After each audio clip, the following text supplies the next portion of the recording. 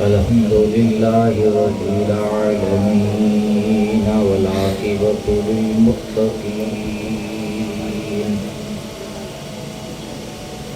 والصلاة والسلام على أشرف الأنبياء والمرسلين وعلى آله وأصحابه أجمعين.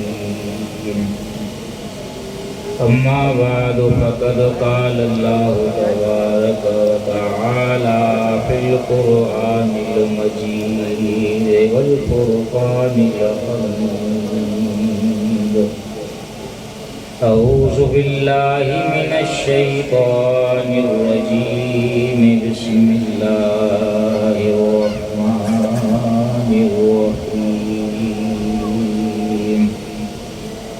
يا أيها النبي حسبك الله ومن اتبعك من المؤمنين. صدق الله مولانا العظيم وصدق رسوله النبي الكريم الأمين. ونحن على ذلك لمن الشاهدين والشاكرين والحمد لله رب العالمين. إن الله وملائكته يصلون على النبي يا أيها الذين آمنوا صلوا عليه وسلموا تسليما. باواد باولن درود پاک پڑھیے. اللهم صل على سيدنا شفيعنا مولانا محمد وعليه وصحبه وبارك وسلم. حمد و صلاۃ کے بعد سیدی و مرشدی کے پیارے خلفائے اعظام و دیگر میرے دوستوں بھائیوں بزرگوں، ماشاءاللہ نعت خانوں نے آپ دوستوں کو کافی معذور کیا، لیکن چونکہ پروگرام کا بیان بھی اس کا ایک حصہ ہوتا ہے، اور ہمارے محترم و مکرم خلیفہ سائیں رحیم بخش صاحب کا حکم بھی ہوتا ہے، اس لیے دوستوں کے حکم کی تعمیل کرتے ہوئے چند معروضات عرض کرنے کے لیے میں آپ کے سامنے آ جاتا ہوں. انشاءاللہ وقت کو ملحوظ رکھتے ہوئے چند باتیں عرض کروں گا، کیونکہ وقت ایک بہت قیمتی چیز ہے. اتنی قیمتی ہے کہ اللہ نے قرآن میں اس کی قسم کھائی. اور ویسے بھی فقیر کو زیادہ بولنے کا شوق نہیں ہے. ہمارے استاد صاحب کہتے تھے کہ اللہ نے انسان کو زبان ایک دی ہے، کان دو دیے. تو یہ قدرت کا پیغام ہے کہ آدمی بولے کم سنے زیادہ. جتنا کم بولے گا اس قدر اس کو فائدہ ہوگا، جتنا زیادہ سنے گا اس سے زیادہ اس کو فائدہ ہوگا. یہ عشرہ محرم چل رہا ہے، اور پہلا عشرہ فاروق اعظم اور عشرہ امام حسین کہلاتا ہے. جگہ جگہ علماء اہل سنت نواسۂ رسول صلی اللہ علیہ وسلم کی شہادت کا واقعہ بیان کرتے ہیں، لیکن یکم محرم کو سیدنا عمر فاروق رضی اللہ تعالیٰ عنہ کی شہادت بھی واقع ہوئی. بہت کم آپ کی سیرت پر بیان ہوتا ہے، پروگرام منعقد کیا جاتا ہے. تو میں نے سوچا کہ آج سیدنا فاروق اعظم رضی اللہ تعالیٰ عنہ کی سیرت طیبہ کے چند پہلوں پر میں بطور اختصار روشنی ڈالوں. مختصراً چند باتیں عرض کروں گا۔ اللہ تعالیٰ سیدنا عمر فاروق کے صدقے ہم سب کی مغفرت فرمائے، اور آپ کے دل میں جو عشق رسول موجزن تھا، اللہ تعالیٰ اس عشق رسول کا ایک ذرہ ہم سب کو عطا فرمائے۔ تمام صحابہ کرام حضور کے مرید ہیں، عمر فاروق حضور کے مرید بھی ہیں، حضور کی مراد بھی ہے۔ حضور نے اللہ کی بارگاہ میں دعا کر کے عمر فاروق کو اللہ سے مانگا، اللہم اعز الاسلام بعمر بن الخطاب، یا اللہ عمر ابن خطاب کے ذریعے اسلام کو غلبہ عطا فرما۔ ایک دن تلوار لے کر حضور کو قتل کرنے کے ارادے سے نکلے۔ رستے میں ایک صاحب ملے، نعیم بن عبداللہ۔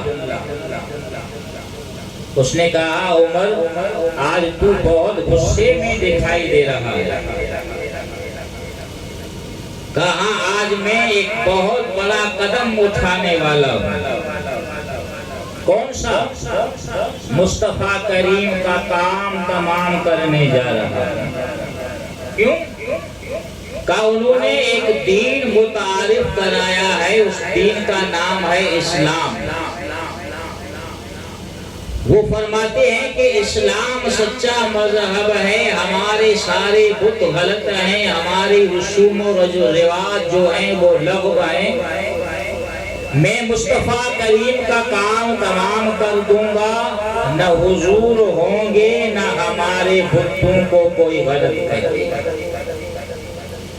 اس نے کہا عمر جس اسلام کی وجہ سے تو مصطفیٰ کریم کو قتل کرنے جا رہا ہے، وہ اسلام تو تمہارے گھر میں پہنچ چکا ہے۔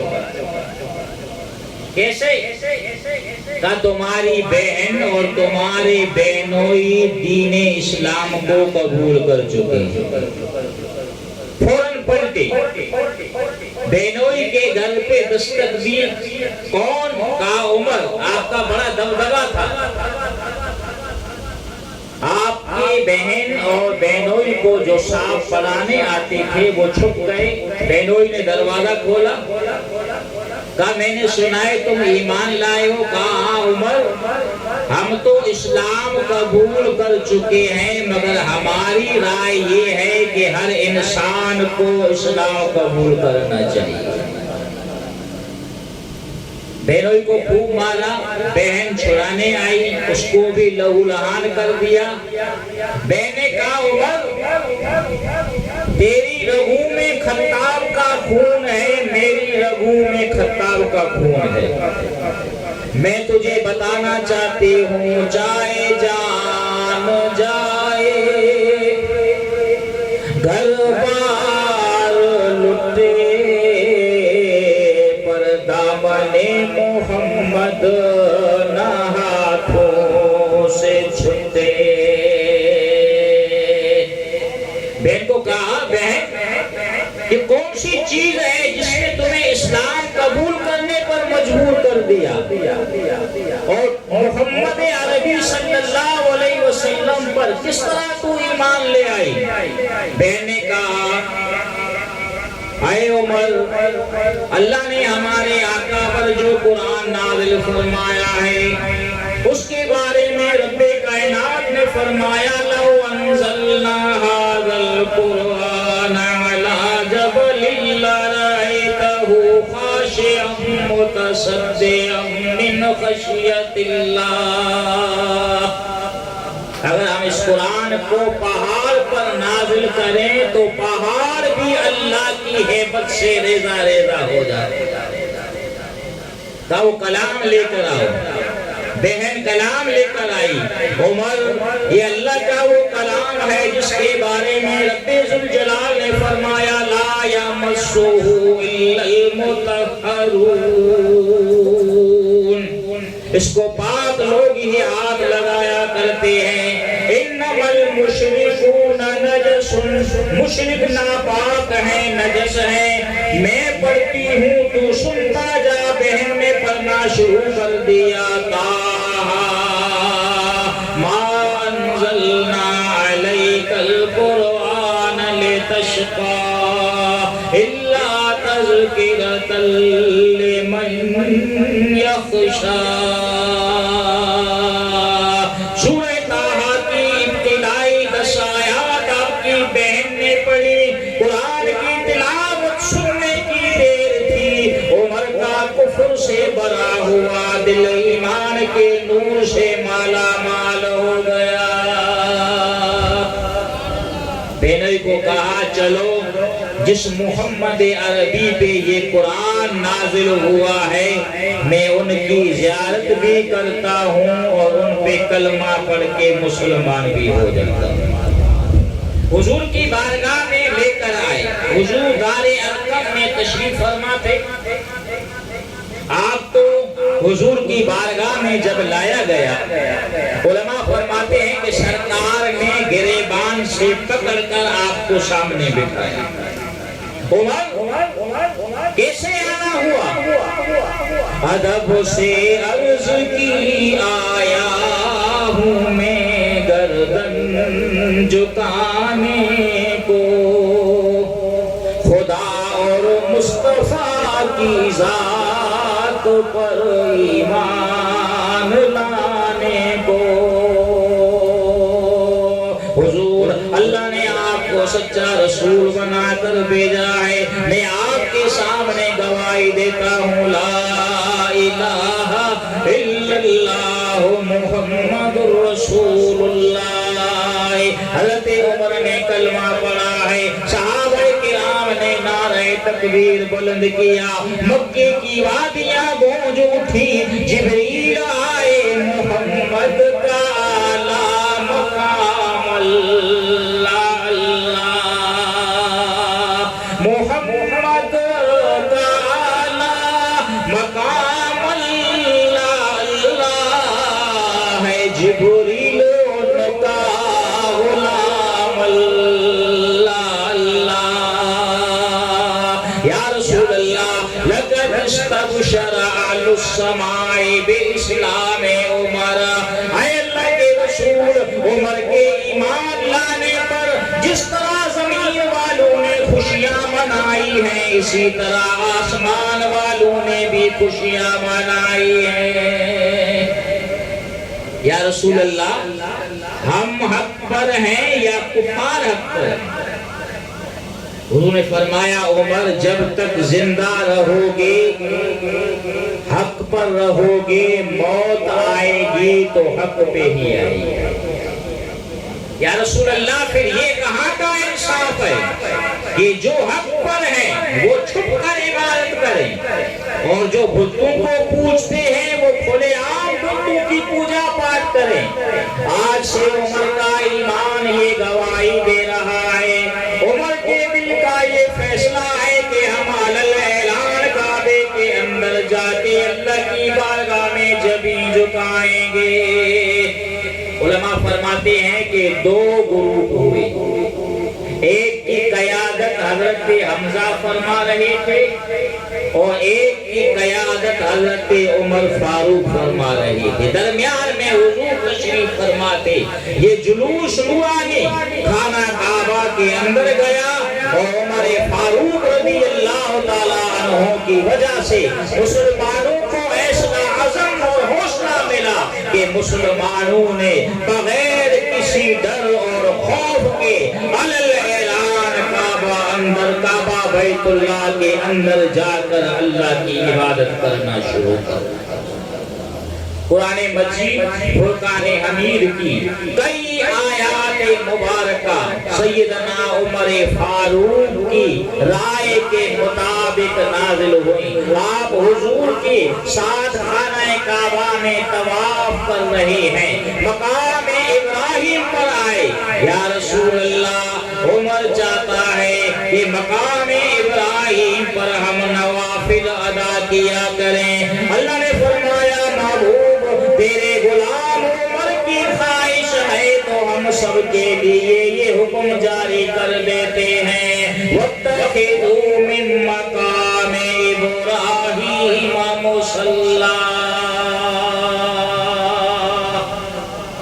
عمرہ کرنے والا جب کعبے کا طواف کرتا ہے، طواف سے فارغ ہوگا، آب زمزم پیتا ہے اور مقام ابراہیم پہ 2 نفل پڑھتا ہے۔ علماء نے لکھا ہے کہ سرکار علیہ السلام کی ازواج مطہرات کے سامنے لوگ آتے تھے، پردے کا حکم نہیں تھا، تو ایسے ہی لوگ بغیر پردے کے ازواج مطہرات کے سامنے آتے تھے۔ سیدنا عمر فاروق رضی اللہ تعالیٰ عنہ نے کہا یا رسول اللہ، میں چاہتا ہوں اللہ تعالیٰ پردے کا حکم نازل فرمائے اور یہ لوگ آپ کی پاک بیویوں کے سامنے پردہ کر کے آئیں۔ اللہ نے فرمایا وَإِذَا سَأَلْتُمُوهُنَّ مَتَاعًا فَاسْأَلُوهُنَّ مِن وَرَاءِ حِجَابٍ۔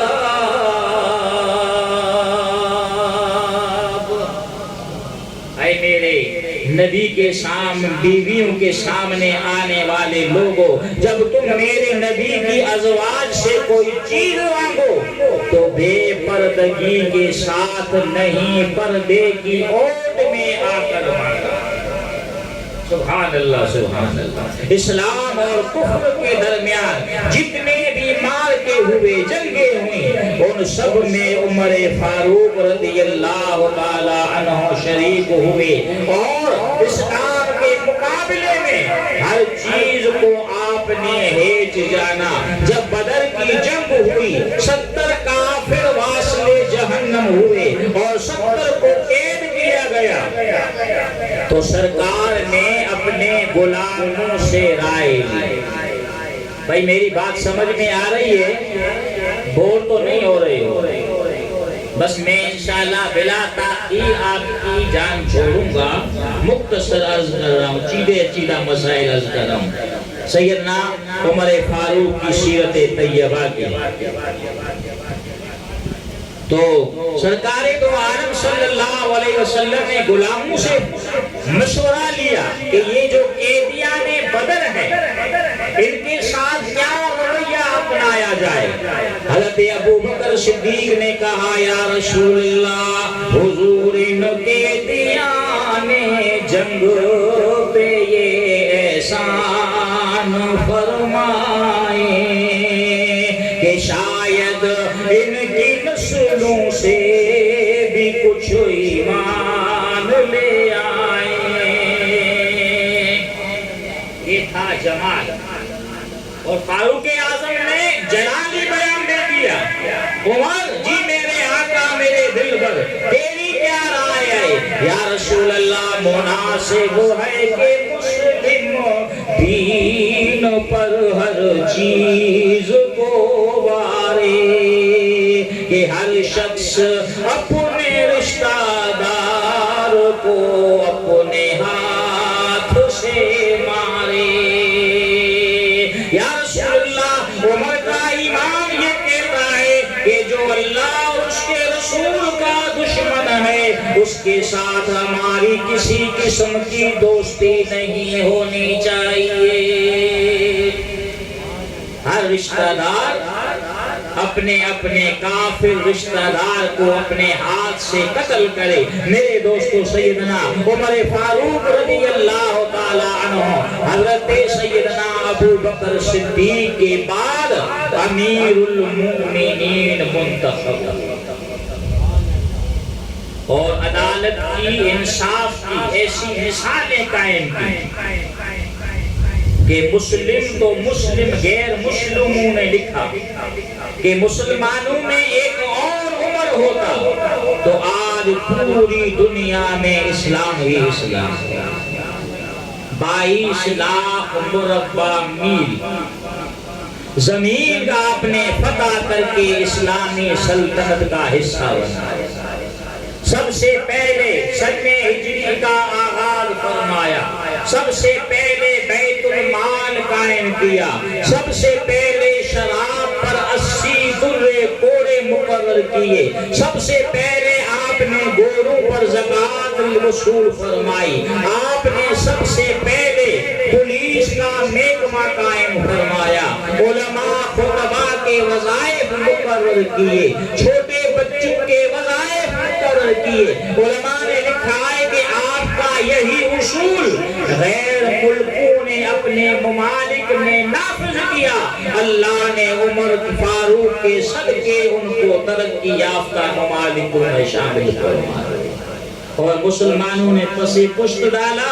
اس لیے آج ہمارے ملک میں بھنڈی بھی 300 روپے کلو۔ انہوں نے اپنے قانون جاری کی، عمر فاروق کے احکامات کو پس پشت ڈال دیا۔ میرے دوستو، سیدنا عمر فاروق رضی اللہ تعالیٰ عنہ کا دور خلافت جو سارے 10 برس پر محیط تھا، وہ صرف مسلمانوں کے لیے نہیں، پوری دنیا کے لیے ایک زنی دور تھا، خوبصورت دور تھا۔ اور انسان تو انسان، اللہ نے انسان جن 4 چیزوں سے بنتا ہے، آگ، پانی، ہوا، مٹی، ان 4 چیزوں پر اللہ نے عمر فاروق کو حکمرانی عطا فرمائی۔ سبحان اللہ۔ آگ پر مدینہ منورہ سے ایک غار میں سے آگ نکلتی تھی، کس جگہ سے؟ کس جگہ سے؟ کون سے علاقے سے؟ مدینہ منورہ سے، بلناوا سے، مدینہ منورہ کے غار سے، مدینہ منورہ کے غار سے۔ او سیاں بڑیاں نصیباں والیاں، جیڑیاں جگیاں مدینے نال لالیاں، انشاءاللہ چماں گے ایک دن ضرور، سبز گنبد دی سنہری جالیاں۔ آگ نکلتی تھی، لوگ بڑے خوف زدہ ہوتے تھے۔ آپ نے تمیمداری کو اپنی چادر عنایت فرمائی اور کہا، تمیمداری یہ میری چادر غار کے سامنے جا کے پھیلا دینا، اس سے کہنا یہ عمر فاروق کی چادر ہے۔ عمر فاروق فرماتے ہیں کہ میری چادر دیکھ کے آئندہ تجھے نکلنے کی اجازت نہیں ہے۔ تمیمداری نے غار کے سامنے چادر پھیلائی، اے غار، یہ عمر فاروق کی چادر ہے۔ عمر فاروق کہتے ہیں آئندہ یہاں سے نہیں نکلنا ہے۔ علماء فرماتے ہیں آپ کی چادر کی بھی یہ ہیبت تھی کہ اس کے بعد غار سے کبھی آگ نہیں نکلی۔ پانی پر آگ کی حکمرانی تھی۔ جب مصر فتح ہوا تو لوگ آپ کی بارگاہ میں آئے کہ امیر المومنین، دریائے نیل خشک ہو گیا، یہ دوبارہ پانی کب جاری کرتا ہے جب اس میں ہم 2 شیزہ سجا بنا کر پھینکتے ہیں، اب دوبارہ ایسے کریں۔ آپ نے فرمایا نہیں، یہ تو غلط رسم ہے، جاہلیت کا ایک رواج ہے، اسلام ان جاہلانہ رسومات کو مٹانے کے لیے آیا ہے۔ میرا یہ خط لے کے جاؤ، کہیے سبحان اللہ، میرا خط لے کے جاؤ، دریائے نیل کے درمیان میں رکھ لو، عمر تمہیں یقین دلاتا ہے صبح دریائے نیل پانی بہانا شروع کر دے گا۔ وہ قاصد آیا ہے، آپ کا خط لے کر دریائے نیل کے بیچ میں رکھ دیتا ہے۔ دیکھنے والوں نے دیکھا کہ صبح کو دریائے نیل پہلے سے 4 فٹ زیادہ پانی بہا رہا تھا۔ اللہ نے زمین پر آپ کو حکمرانی عطا فرمائی۔ جا رہی ہے، ایک بڑھیا رو رہی ہے۔ بڑھیا کیوں رو رہی ہے؟ کہا حضرت میں نے تیل لیا تھا، ٹھوکر لگی، تیل گر گیا، زمین نے چوس لیا۔ آپ نے زمین پہ درہ مارا، زمین تیرے اوپر عمر جیسا عادل حکمرانی کرنا ہے۔ بڑھیا کا تیل واپس کر۔ اس زمین نے تیل اوپر لانا شروع کر دیا، بڑھیا نے اپنا کٹورا کر۔ اللہ نے ہوا پر آپ کی حکمرانی قائم فرمائی تھی، آپ مدینہ منورہ میں تھے، نہاوند میں ایک لشکر دشمنوں کے ساتھ لڑ رہا تھا، آپ نے فرمایا یا ساریۃ الجبل، او ساریہ جبل کی طرف متوجہ ہو جا۔ جمعۃ المبارک کا دن تھا میرے دوستو، جب مقابلہ ختم ہوا مسلمانوں کو اللہ نے فتح دی، وہ واپس آئے، آپ نے پوچھا کیسے تمہیں فتح ملی؟ امیر المومنین ہم ہار چکے تھے، مگر جمعے والے دن مدینہ منورہ کی طرف سے آواز آئی ہے ساریہ جبل کی طرف ہو جا۔ ہم نے وہ آواز سن کر جب جبل کی طرف اپنا منہ کیا تو اللہ نے ہماری شکست کو فتح میں تبدیل فرما دیا۔ میں صرف یہ بات عرض کر رہا ہوں، اختلافی مسئلہ نہیں بیان کر رہا ہوں کہ بھائی حضرت عمر کی آواز کو اتنا دور کس نے پہنچایا؟ نیٹ نہیں تھا، فون نہیں تھا، ای میل نہیں تھا، فیکس نہیں تھا، آپ کی آواز کو اتنا دور کس نے پہنچایا؟ اللہ نے پہنچایا۔ کس نے پہنچایا؟ اللہ نے پہنچایا۔ جو رب اپنے مقدس بندوں کی مقرب بندوں کی آواز دور تک پہنچا سکتا ہے، وہی رب عام انسانوں کی فریاد اپنے مقربین تک بھی پہنچا سکتا ہے۔ اور میرے دوستو، سیدنا عمر فاروق وہ عظیم ہستی ہیں کہ سرکار مدینہ سرور قلب و سینہ نے فرمایا میرے بعد کوئی نبی نہیں آئے گا، اگر اللہ میرے نام بعد کسی کو نبی بناتا تو اللہ میرے غلام عمر فاروق کو اپنا نبی بناتا۔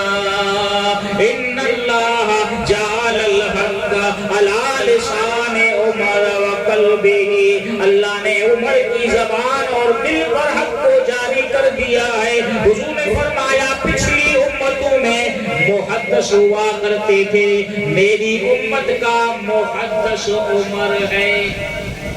یا رسول اللہ محدث کون ہے؟ حضور نے فرمایا وہ شخص جس کی زبان پر اللہ کے فرشتے کلام کیا کرتے ہیں۔ عمر جی میرے آقا، ہر انسان کے سامنے شیطان آتا ہے، مگر تو وہ میرا لاڈلا صحابی ہے، اللہ نے تجھے وہ جلال اور ہیبت عطا فرمائی ہے کہ تو جس جگہ سے گزرتا ہے شیطان اس راستے کو تبدیل کر کے دوسرا راستہ اختیار کر لے۔ ایک مرتبہ جبریل آئے، حضور نے فرمایا جبریل جی حبیب رب جلیل، تو ہمیشہ ہمارے فضائل بیان کرتا ہے، آج میرے کسی صحابی کے فضائل بیان کرتا ہے۔ کہا یا رسول اللہ میرے لیے کوئی مشکل نہیں ہے، میرے لیے کوئی ایشو نہیں ہے، آپ جس صحابی کا نام لیں میں فضائل بیان کیے دیتا ہوں۔ آپ نے فرمایا جبریل میرے صحابی عمر فاروق کے فضائل بیان کر۔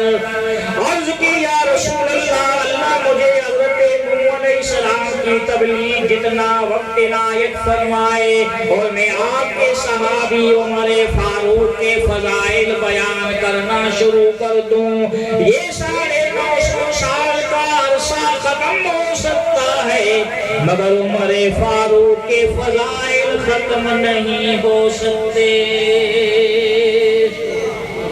سبحان اللہ سبحان اللہ۔ میرے دوست آپ کی ایک آخری بات عرض کروں، آپ کی خواہش کی روایت ہے حضرت سائیں قبلہ فیض محمد صاحب بیٹے ہیں اللہم ارزقنی شہادتاً فی سبیلک، یا اللہ مجھے اپنے رستے میں راہ میں شہادت نصیب فرما۔ یہ آپ کو عقیدہ بتا رہا ہوں بھائی، شہادت بڑا مرتبہ، شہادت بڑا مرتبہ۔ ہمارے نبی صلی اللہ علیہ وسلم نے شہادت کی تمنا کی، لَوَدِدْتُ أَنْ أُقْتَلَ فِي سَبِيلِ اللَّهِ، میں مصطفیٰ کریم چاہتا ہوں کہ اللہ کی راہ میں قتل کیا جائے، میرے حصے میں شہادت آئے۔ آپ کہتے تھے یا اللہ مجھے شہادت نصیب فرما، لیکن صرف شہادت نہیں، ایک خاص جگہ پر۔ کون سی جگہ پر؟ فی بلد حبیب کا، اپنے محبوب کے شہر مدینہ میں۔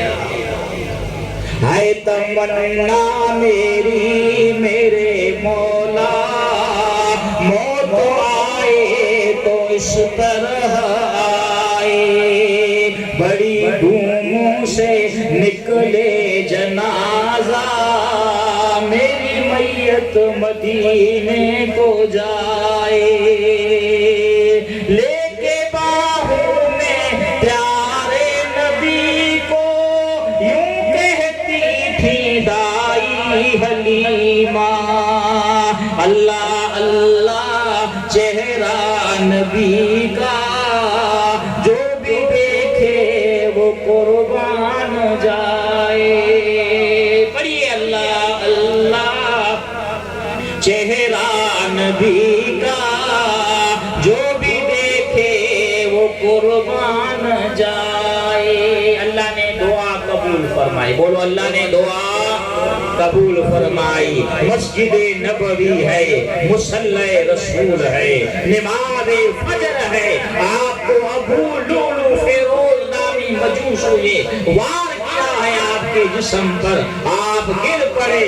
28 ذوالحج کو یہ حملہ ہوا تھا اور آپ یکم محرم کو دنیا سے پردہ فرما گئے۔ اللہ نے آپ کو شہادت عطا فرمائی، اور شہادت عطا فرمانے کے بعد جس طرح آپ بدر میں، احد میں، حضر میں، سفر میں حضور کے ساتھ رہے، اسی طرح آج گنبد خضرا میں بھی حضور کے ساتھ۔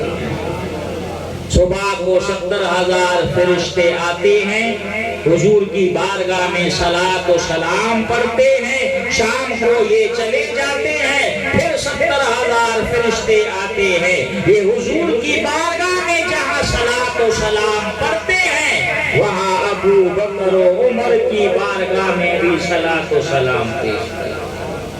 ہمارے قبلہ حاجی ادریس دائری صاحب نے 2-3 اشعار لکھے ہیں عمر فاروق کی شان میں، اجازت ہو تو میں پڑھوں، کیونکہ یہی ہستی ہے جن کے صدقے اللہ قیامت کے دن بخشش فرمائے گا۔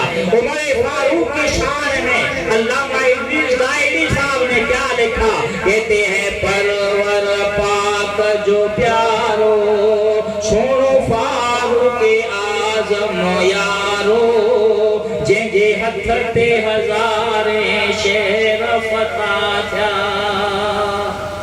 جنجو حکم منye تھی در کی، جنجی صلاح سونے ورتی، پرمن کے رکھے تو مجارو، جنجے ہتھتے ہزاریں شہر فتح تھا، گڈشی ای بکری چرن تھا، دشو محبت وارا ٹھرن تھا، ویو ظلم ختم تھی سارو، جنجے ہتھتے ہزاریں شہر فتح تھیا، جے دین جو جنجو لے رایو، جے نیلتے حکم ہلایو، ڈٹھو دے ہو سجے ہی نظارو، جنجے ہتھتے ہزاریں شہر فتح تھیا، ادریس سارا کر دل بر جی، سونے پیارے پیارے عمر جی، تھیندو ان جے صدقے چھٹکارو، جنجے ہتھتے ہزاریں شہر فتح تھیا۔